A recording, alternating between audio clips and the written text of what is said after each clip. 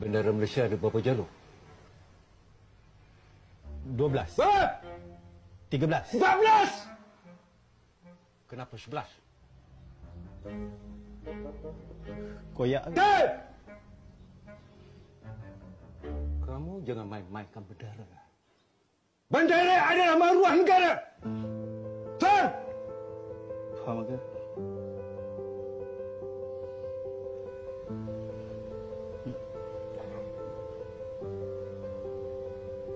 Kamu boleh baca Jawi?